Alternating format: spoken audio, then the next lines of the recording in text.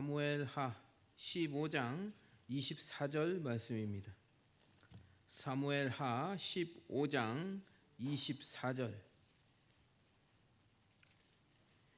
제가 가진 성경은 구약 성경 487페이지가 되겠습니다.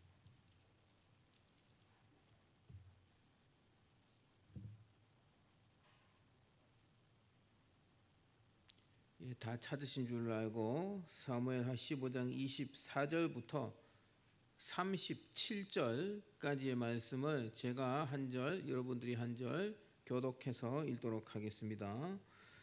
제가 먼저 읽습니다. 보라, 사독과 그와 함께한 모든 레위 사람도 하나님의 언약궤를 메어다가 하나님의 궤를 내려놓고 아비아달도 올라와서 모든 백성이 성에서 나오기를 기다리도다.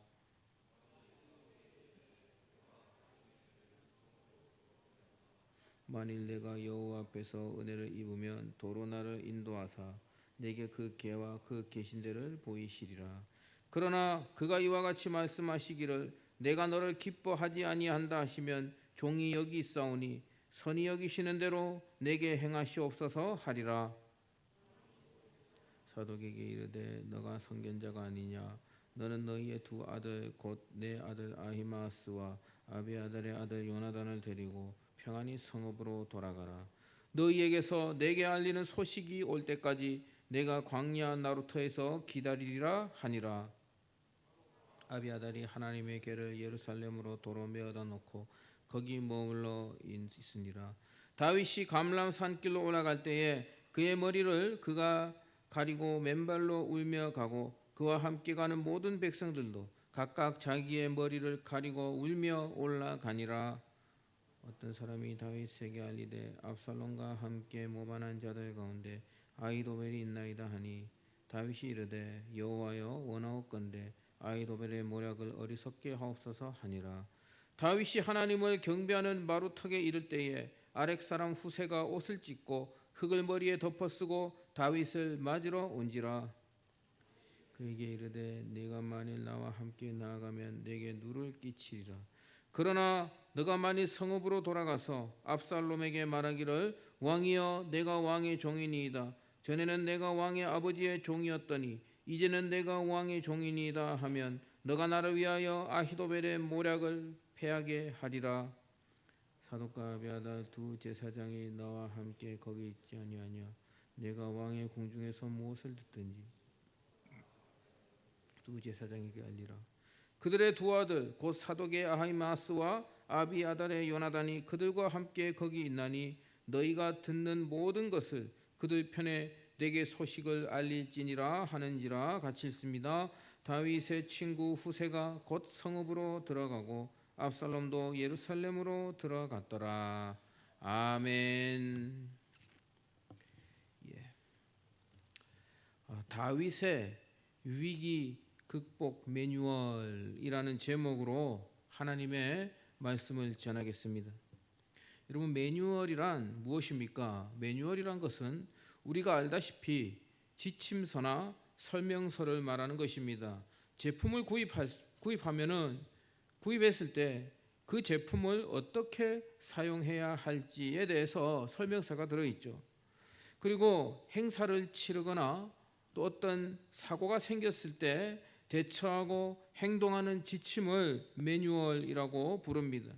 한 예로 우리가 교회에서 많은 행사들을 하는데요. 교회 행사로 세례식이나 임직식이나 은퇴식이나 이런 것들을 하지 않습니까? 그런 행사들은 주기적으로 치르는 행사이기 때문에 각 행사마다 매뉴얼이라는 것이 다 있습니다. 그리고 사고나 재난에 대처할 때도 매뉴얼대로 움직여야 하는데 우리가 한 3년 전쯤에 코로나 사태가 있었죠. 국가적으로 교회적으로도 매우 혼란스러웠습니다. 왜 그렇게 혼란스러웠겠습니까? 처음 겪는 일이다 보니 매뉴얼이 없었기 때문이죠.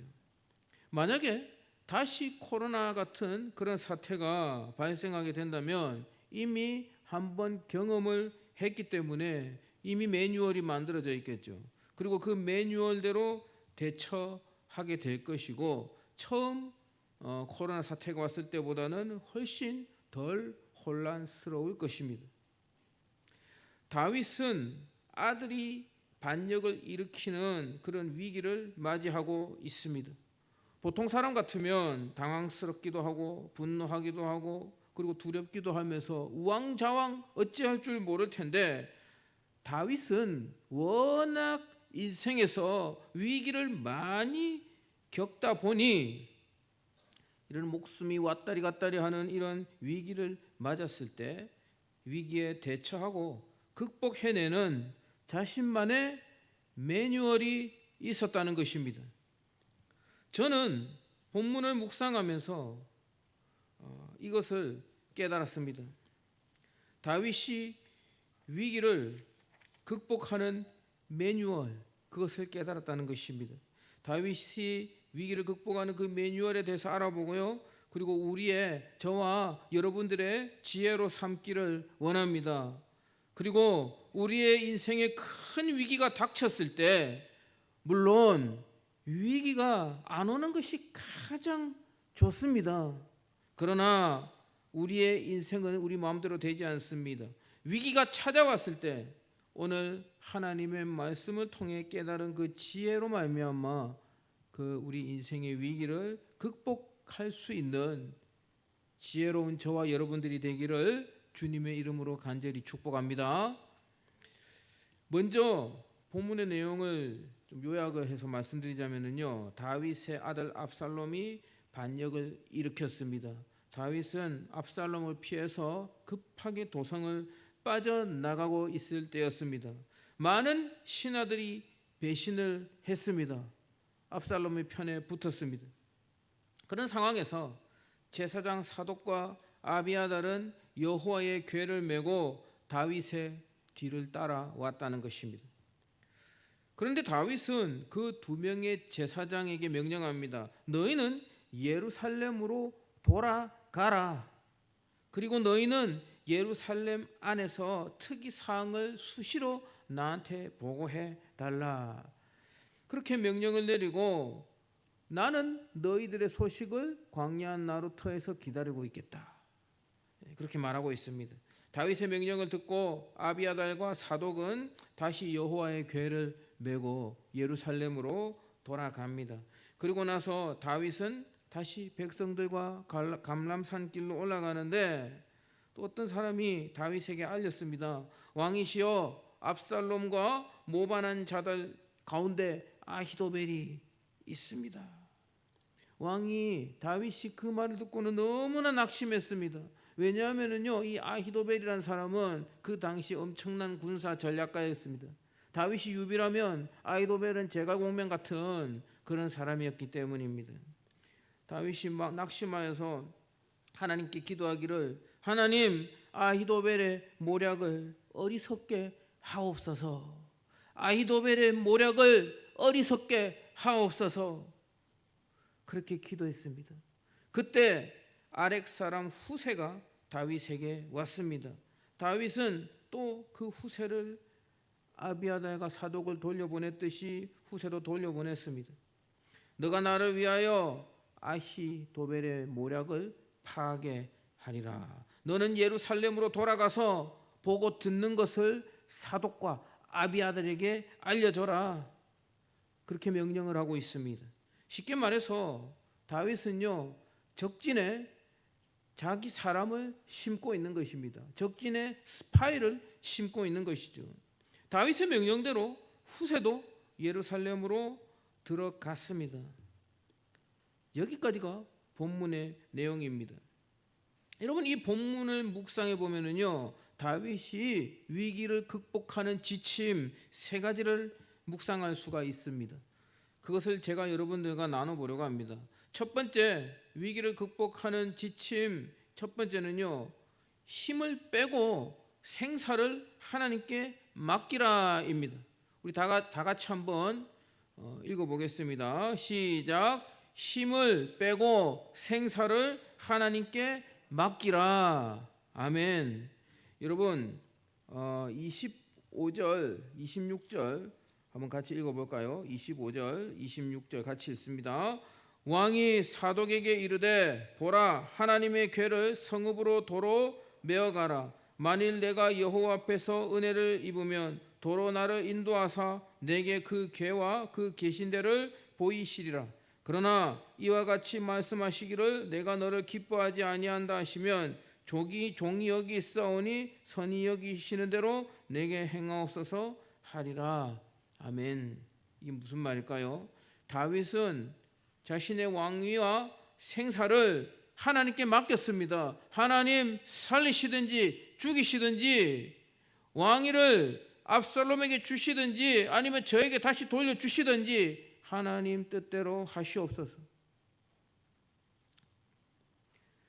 자신의 생명과 자신의 왕권이 모든 것이 다 하나님의 손 안에 있다는 것을 다윗은 철저히 인정하고 있었다는 것입니다. 하나님, 저보다 압살롬이 왕이 되는 것을 더 기뻐하신다면 저는 어쩔 수 없습니다. 그런 자세를 가지고 있다는 것입니다. 이것이 다윗의 기본 자세입니다. 누구하고는 반대지요? 누구하고 반대입니까? 사울하고는 완전히 반대죠. 사울은요, 하나님께서 자신을 버리고 다윗을 세우셨다는 것을 알면서도 눈 가리고 아웅했습니다. 다윗을 죽이려고 집요하게 쫓아다녔습니다. 하나님의 뜻보다 자신의 권력이 사울에게는 더 중요했다는 것이죠. 여러분, 에스더 역시 민족의 대위기 앞에서 생사를 하나님께 맡겼습니다. 왕께 나아가리니 죽으면 죽으리이다. 하나님, 나를 통해 이스라엘 민족을 살려주시옵소서. 저는 죽어도 좋습니다. 하나님께서 살리실 것 같으면 살릴 것이요, 죽으면 죽이시면 저는 죽겠습니다. 그런 고백을 한 것입니다. 저와 여러분들의 인생에서 생사가 걸려있는 위기가 찾아오지 않아야 합니다만, 제가 앞에서도 말씀드렸듯이 인생이 우리 마음대로 됩니까? 안 됩니까? 안 됩니다. 생사가 걸린 위기가 우리에게 찾아올 수도 있다는 것입니다. 그때 어떻게 하라 했습니까? 첫 번째, 뭘 빼라고 했습니까? 힘을 빼야 됩니다. 일단 힘을 빼고 생사를 하나님께 맡겨야 한다는 것입니다. 내가 그 위기를 극복하려고 발버둥을 친다고 해서 극복해낼 수 있다는 보장이 없다는 것이죠. 제가 2016년도에 결혼을 했습니다. 2016년도에 결혼을 해서 신혼여행을 이제 하와이로 갔었는데요. 하와이 가니까 이 스노클링이라는 걸 하더라고요. 배에서 스노클링을 하는데 가이드가 이런 말을 했습니다. 한국 사람 가이드가요, 배 위에서 한 말이 생각납니다. 뭐라고 하냐면요, 사람의 몸은 물에 들어가면 뜨게 돼 있대요. 몸에 힘만 빼면 사람은 둥둥둥 뜨게 돼 있다. 그러나 수영을 못하는 사람들은 몸에 힘을 못 빼기 때문에 가라앉는 것이다. 가라앉는 것이다. 그런 얘기를 했습니다. 저는 수영을 못해서 물에 빠지면 몸에 힘이 들어갑니다. 아니, 해병대까지 갔다 온 사람이 무슨 수영을 못하냐 할 수도 있겠지만, 저는요 원래 수영을 못했어요. 해병대 갔다 오면은 저절로 수영을 잘하게 될 줄 알았습니다. 그런데 그게 아니더라고요. 저는 수영을 못해서 물에 빠지면 힘이 들어갑니다. 몸에 힘을 빼야 뜬다고 합니다. 여러분, 수영만이 아니라 모든 게 마찬가지입니다. 힘을 빼는 게 기본입니다. 서투를수록 몸에 힘이 들어갑니다. 여기서 우리 드럼을 잘 치는 친구들도 있지만, 드럼 배울 때도 처음에 뭘 빼라고 합니까? 힘을 빼라고 하죠. 무엇이든지요, 여러분, 서투르고 적응이 안 될수록 몸에 힘이 들어갑니다. 운전대를 잡아도 힘이 들어갑니다. 그런데요, 여러분, 반대로 무언가에 익숙할수록 힘을 뺄 수가 있습니다. 다윗은 위기에 익숙했습니다. 그래서 다윗은요, 이런 절체절명의 위기 앞에서 힘을 뺄 줄 알았다는 것입니다. 발버둥 치지 않고 안절부절하지 않고 힘을 빼고 하나님께 생사를 맡길 수 있었던 것입니다. 이것이 우리 인생의 위기 극복의 첫 단추임을 깨달으시기를 주님의 이름으로 진심으로 축복합니다. 그리고 두 번째, 위기 극복의 매뉴얼 두 번째는요, 하나님 중심으로 판단하고 행동하라입니다. 같이 한번 읽어볼까요? 하나님 중심으로 판단하고 행동하라. 아멘. 25절에 보면 다윗의 신하들 중에 상당수가 압살롬의 편에 붙었습니다. 한 명의 부하가 아쉬운 상황에서 제사장 2명이 여호와의 궤를 메고 다윗에게 왔다는 것입니다. 여러분, 이것은요 엄청난 일입니다. 엄청난 일이에요. 여러분, 압살롬과 다윗이 갈라졌죠. 백성들이 헷갈릴 겁니다. 누구를 우리의 왕으로 삼아야 할 것인가? 누구를 우리의 왕으로 섬겨야 할 것인가? 이게 헷갈린단 말이죠. 그런데요, 제사장과 여호와의 언약궤가 다윗에게 있다면 정통성은 다윗에게로 가는 것입니다. 여러분, 역사적으로 동서양을 막론하고 구테타나 내전이 일어났을 때 한 나라의 왕이 2명이 되는 경우가 있지 않습니까? 누가 정통성이 있냐? 누가 진짜 왕이냐? 이걸 어떻게 결정합니까? 왕에게, 누구에게 옥새가 있냐? 그래서 그 옥새를 차지하려고 막 쟁탈전을 벌이지 않습니까? 여러분, 마찬가지입니다. 이스라엘은 신정 국가이기 때문에 하나님의 언약궤와 그리고 그 제사장을 보유한 사람이 정통성을 가지는 것입니다. 그래서 다윗의 입장에서는 어떻게든 이 하나님의 언약궤와 제사장을 내 수중에 넣어야 하는 상황이죠. 그런데요, 이 제사장이 2명이나 언약궤를 메고 다윗에게 찾아왔다는 거예요. 이거는 천군 만마를 얻는 것과 다름이 없습니다. 그런데 놀라운 것은요, 다윗은 이 사람들을 돌려보냈습니다. 예루살렘으로 돌아가라. 왜 그랬을까요? 왜 돌려보냈을까요? 율법대로라면 제사장은 예루살렘에 있어야 하기 때문입니다. 하나님의 율법대로라면 제사장은 예루살렘에 있어야 됩니다. 예루살렘 성소에서 백성들의 제사를 집례해야 하는 사명이 있기 때문에 제사장은 예루살렘에 있어야 합니다. 그리고 언약궤가 있어야 할 자리도 예루살렘 성소에 있어야 합니다. 다윗을 따라다닐 것이 아닙니다. 여러분, 도전받으시기를 바랍니다. 이것은 엄청난 도전입니다. 아무나 흉내를 낼 수가 없는 거죠. 보통 사람 같으면 이런 상황에서 어떻게든 제사장과 언약궤를 자기 편으로 끌어들이려 하지 않겠습니까? 그러나 다윗은 자기 중심적으로, 상황 중심적으로 판단하지 않았습니다. 위기 상황일수록 하나님 중심으로, 하나님 말씀 중심으로 판단하고 행동했다는 것입니다. 여러분, 사랑하는 우리 대일교회 청년 여러분, 위기를 맞이할수록 하나님이 무엇을 기뻐할 것인가? 무엇이 하나님의 뜻에 맞는 것인가? 나의 상황보다, 나의 생각보다 하나님 중심으로 판단하고 행동할 수 있는 지혜가 여러분들에게 있기를 주님의 이름으로 축복합니다. 마지막 세 번째는요, 최선을 다해 경험과 지혜를 활용하라입니다. 같이 한번 읽어보겠습니다. 최선을 다해 경험과 지혜를 활용하라. 아멘. 다윗은 제일 처음에 했던 게 무엇입니까? 하나님께 생사를 맡겼습니다. 죽이든지 살리든지 왕위를 빼앗아가든지 보존하게 하시든지 하나님 뜻대로 하옵소서. 하나님께 모든 것을 맡긴 후에 가만히 있지 않았습니다. 위기를 극복하기 위해 자신의 경험과 능력과 지혜를 총동원해서 짜내고 있다는 것입니다.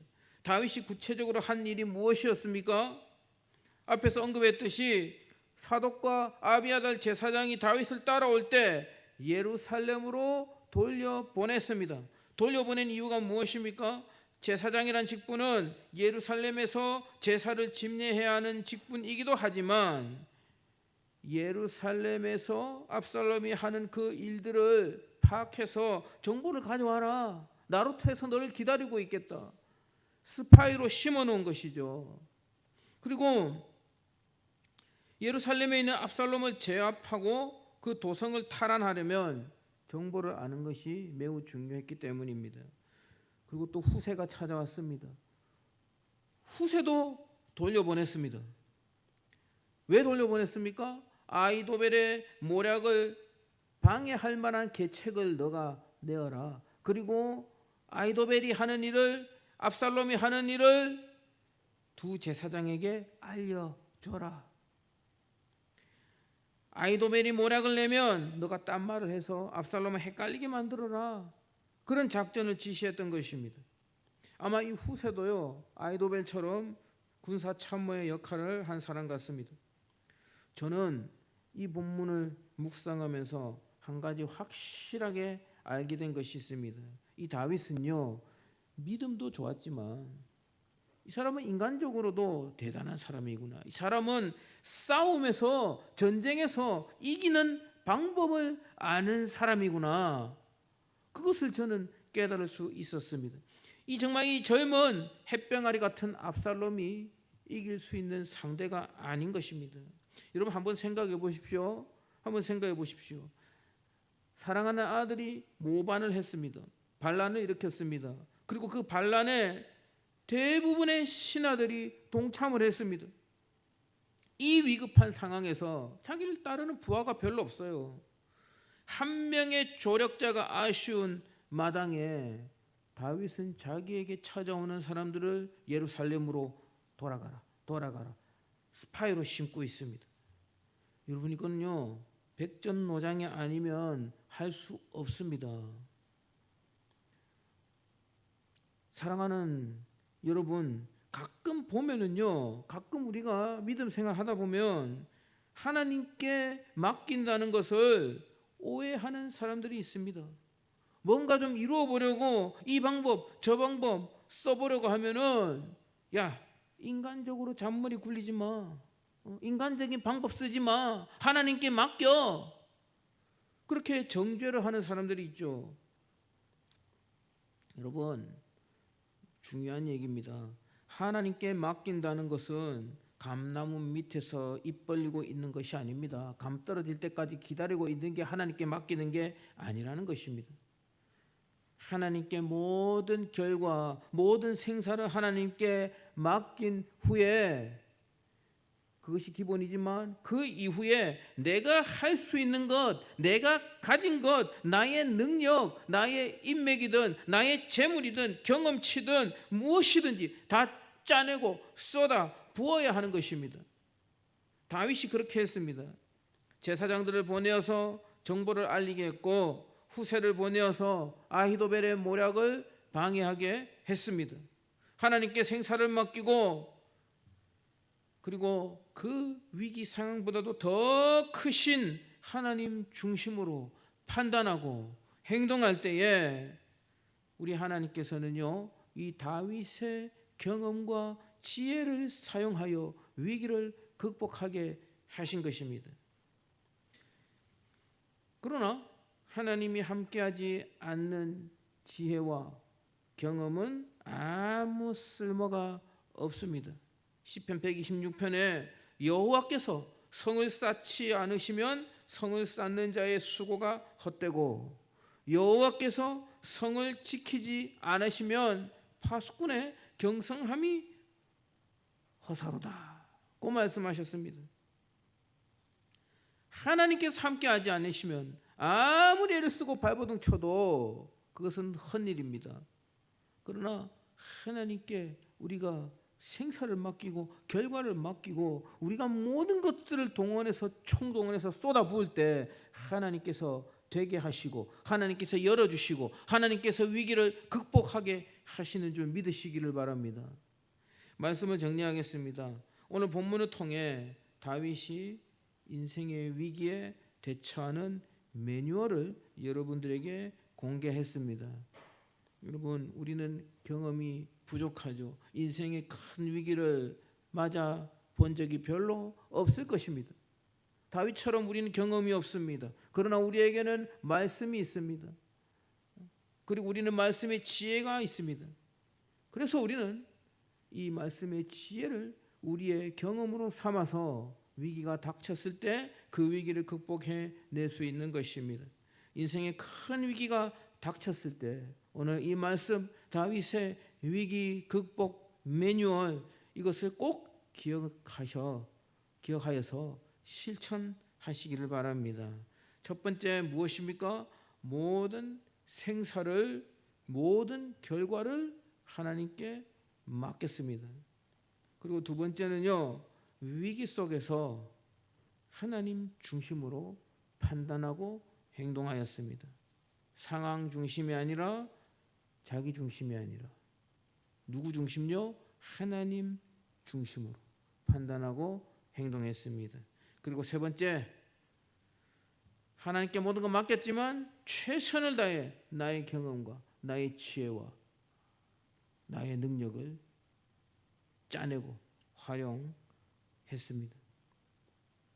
본 다윗의 이 위기를 극복하는 이 지혜, 매뉴얼 이 세 가지를 꼭 기억하시고 여러분들의 가슴판에 심어서 여러분 이 세상 살아가며 승리하는 저와 여러분들 되시기를 주님의 이름으로 간절히 축복합니다. 축복합니다.